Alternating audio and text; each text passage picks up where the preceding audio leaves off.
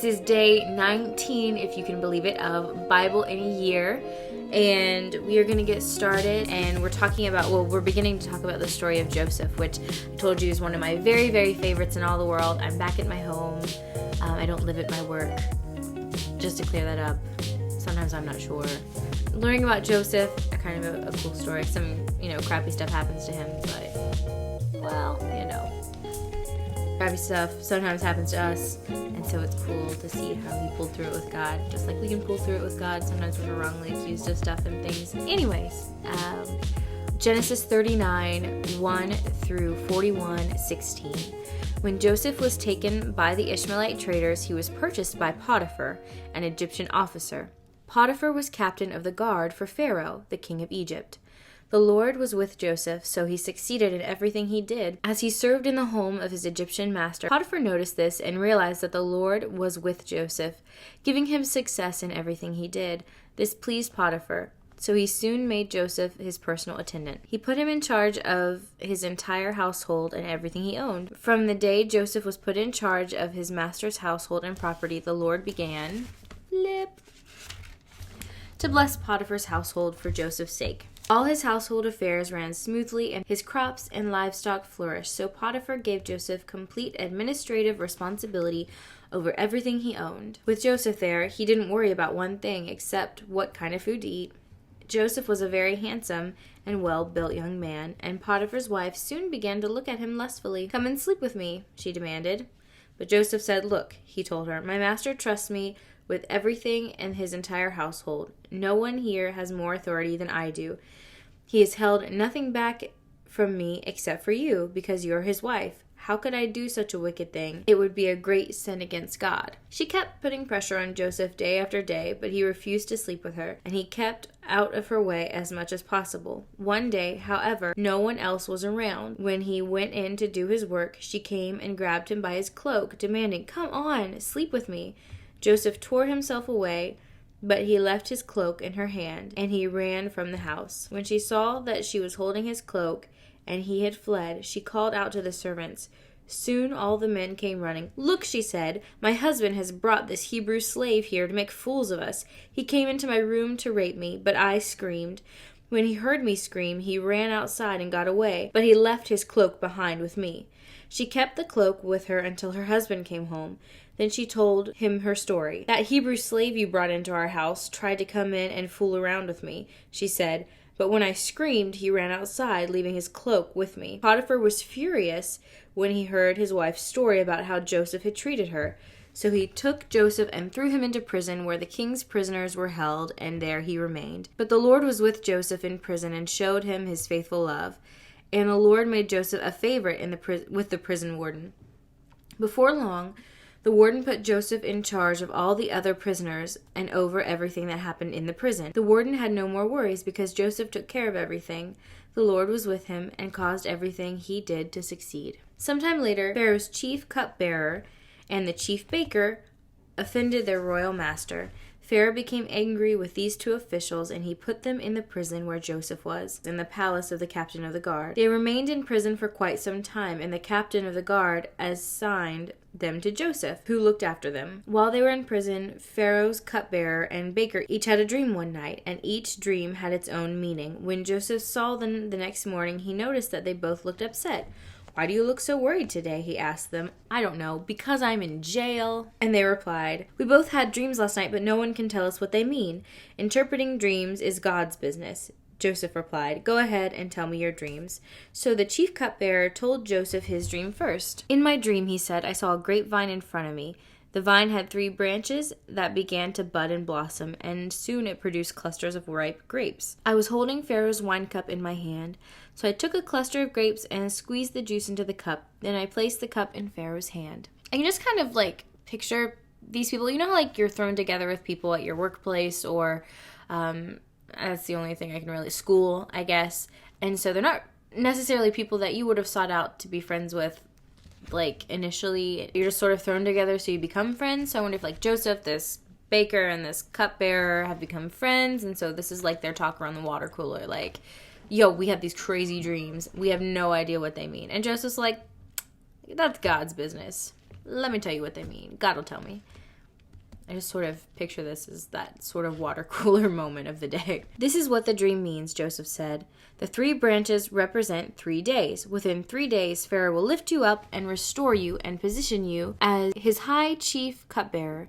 And please remember me and do me a favor when things go well for you." Hi, Dexter. Thanks for meowing right into the microphone like you knew what you were doing. "Mention me to Pharaoh so he might let me out of this place. For I was kidnapped from my homeland, the land of the Hebrews, and now I'm here in prison, but I did nothing to deserve it." When the chief baker saw that Joseph had given the first dream such a positive interpretation, he said to Joseph, "I had a dream too. In my dream, there were 3 baskets of white pastries stacked on my head. The top basket contained all kinds of pastries for Pharaoh, but the birds came and ate them from the basket. This is what the dream means," Joseph told him. "The 3 baskets also represent 3 days. 3 days from now, Pharaoh will lift you up and impale your body on a pole.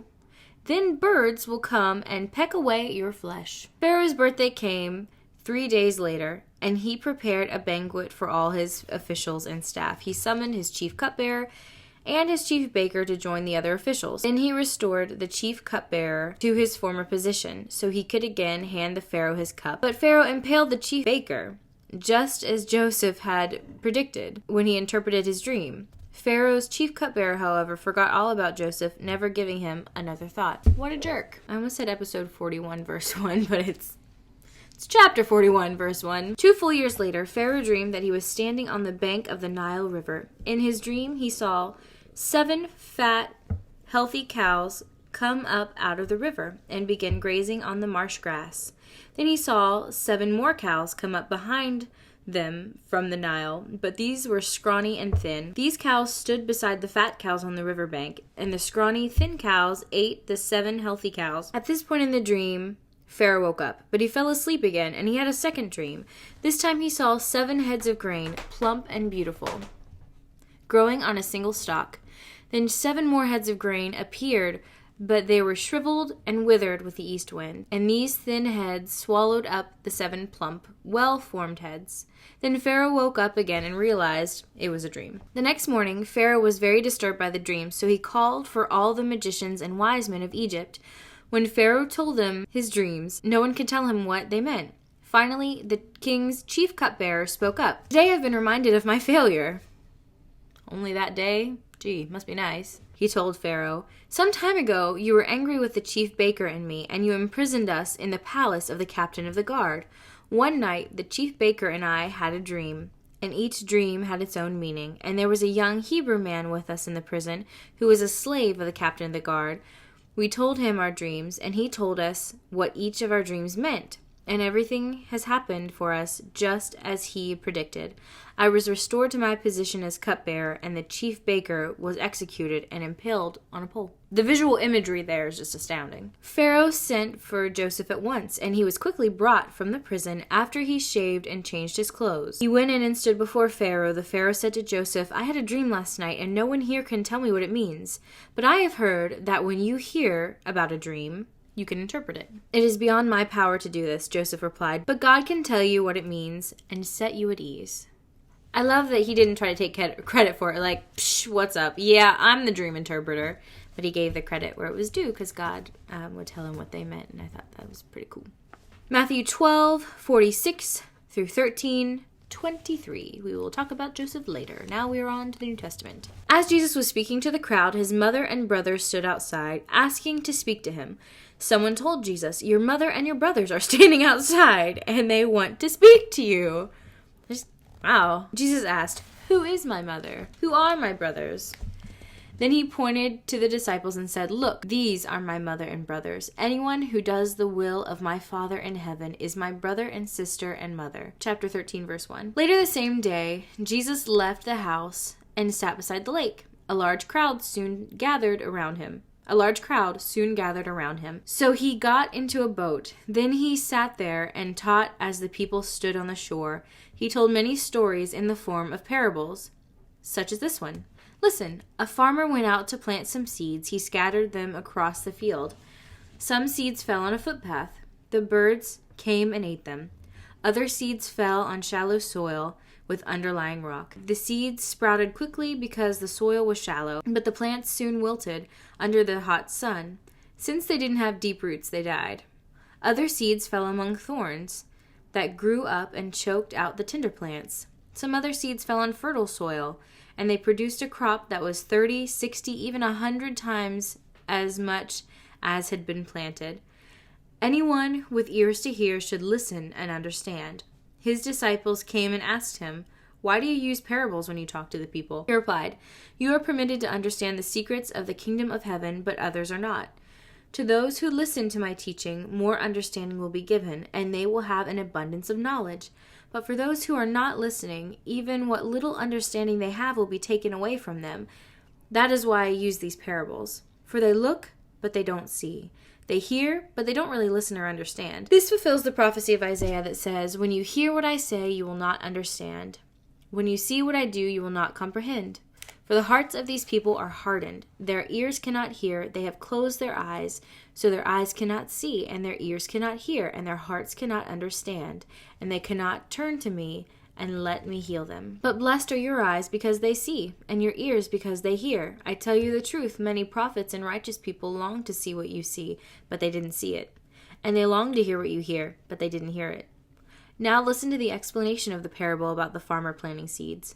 The seed that fell on the footpath represents those who hear the message about the kingdom. The evil one comes and snatches away the seed that was planted in their hearts. The seed on the rocky soil represents those who hear the message and immediately receive it with joy. But since they don't have deep roots, they don't last long. They fall away as soon as they have problems or are persecuted for believing God's word. The seed that fell among the thorns represented those who hear God's word, but all too quickly the message is crowded out by the worries of this life and the lure of wealth, so no fruit is produced.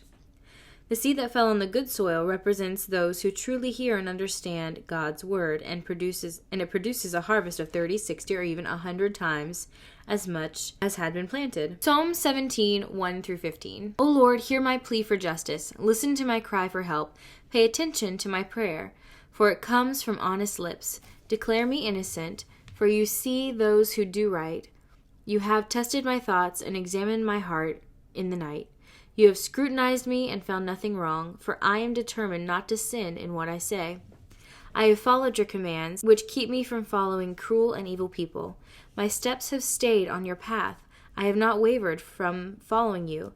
I am praying to you because I know you will answer, O God. Bend down and listen as I pray. Show me your unfailing love in wonderful ways. By your mighty power you rescue those who seek refuge from their enemies.